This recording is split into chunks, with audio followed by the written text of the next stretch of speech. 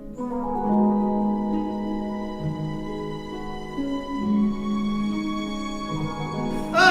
crescera cismada.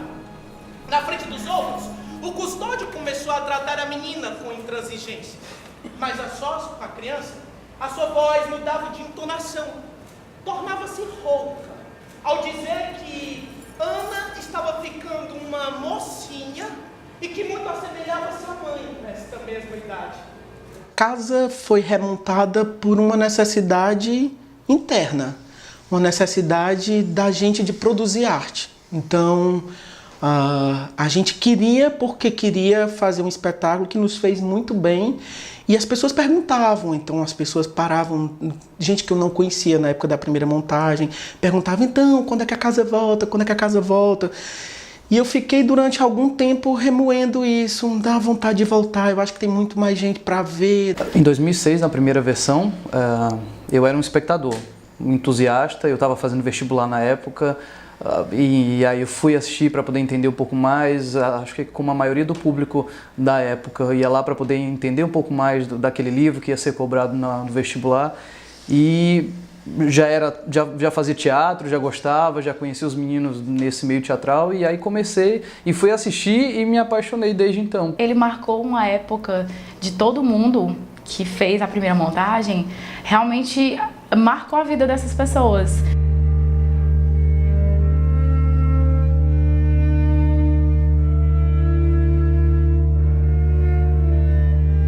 Eu fiquei imaginando talvez como seria essa nova montagem, porque 8 anos depois eram outras pessoas, outros corpos, outras vivências, então assim, a gente ficou naquela coisa de como é que será que vai ser essa nova montagem? Essa montagem, em relação a de 2006, ela está muito mais focada no texto, no que a gente tem para dizer e nas sensações que a gente quer causar.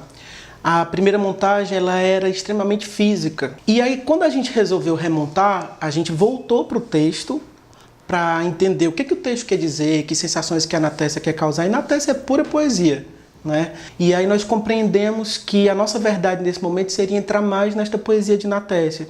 Então, para que o texto aparecesse mais, o corpo tinha que ser um pouco menos. Então a gente buscou mais economia nos movimentos, mais delicadeza nos movimentos, mais suavidade. A gente quis deixar mais delicado, mais próximo ainda, porque antes era tudo maior, era muito mais expressivo.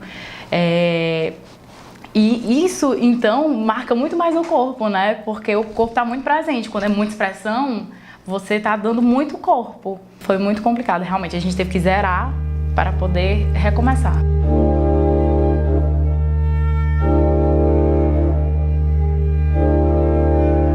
O maior desafio da casa é tentar ser entendido, sem palavras, num mundo que a gente hoje está muito focado na voz, na fala, no que é dito.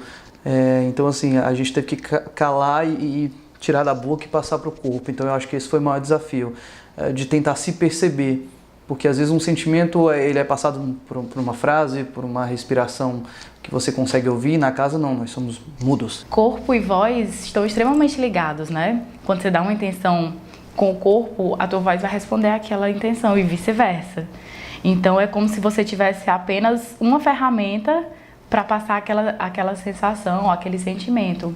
E a questão da sintonia também, porque a gente tem duas situações muito antagônicas. A gente tem um ator que leva o texto do começo ao fim do espetáculo e temos o nosso núcleo que não fala nada e tem que haver essa sintonia, tem que parecer uma coisa só. Por exemplo, isso, só eu falo no espetáculo verbalmente, né? Porque o trabalho dos meninos, através do corpo, das intenções, mais uma vez da sutileza nos momentos necessários, eles às vezes falam muito mais do que o próprio texto verbalizado. Foi esse o desafio, assim, de como é que a gente vai caminhar junto para poder, com fala, sem fala, se unindo, para que as pessoas ouçam a nossa voz, sem a gente precisar necessariamente falar.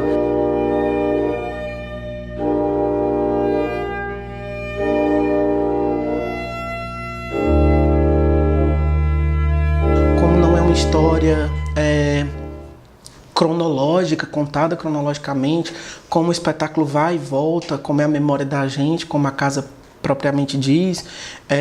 Cada pessoa vai tendo suas respostas, suas sensações. Tudo muda muito rápido na casa. Como a plateia sorteia a ordem das histórias, você não pode construir um gráfico para se acostumar no espetáculo com aquele gráfico que foi criado. Fica quebrando. Eu acho legal justamente que a plateia vai entendendo aos poucos o que é que se trata ali. De que não é um personagem, que na verdade são paredes que estão falando, assim. E eu acho interessante quando as pessoas falam que somente do meio para o final do espetáculo começaram a perceber de que ali é a casa, não, são as paredes e são almas, quem são vocês? Eu acho esse jogo de descoberta interessante, assim.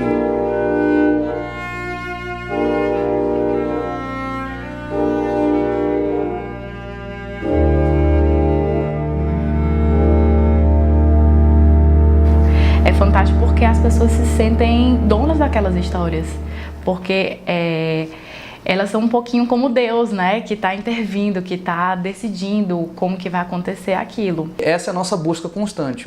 Ainda tem muito a se fazer, mas de como sincronizar os três corpos, essas três almas, essas três energias para ficar uma coisa só. Porque, na verdade, todos ali somos a casa, né? Todos somos aquela energia da casa. A gente consegue envolver a plateia num sentimento de aconchego, de inquietação também, porque eu acho que o teatro tem essa função, a arte tem essa função, mas eu acho que as pessoas conseguem sair do teatro pensando, que eu acho que é o grande barato, quando a gente tenta tirar as pessoas do lugar comum, né? Eu acho que a arte tem essa função de incomodar, de causar reflexão, de fazer pensar, e eu acho que a casa consegue isso.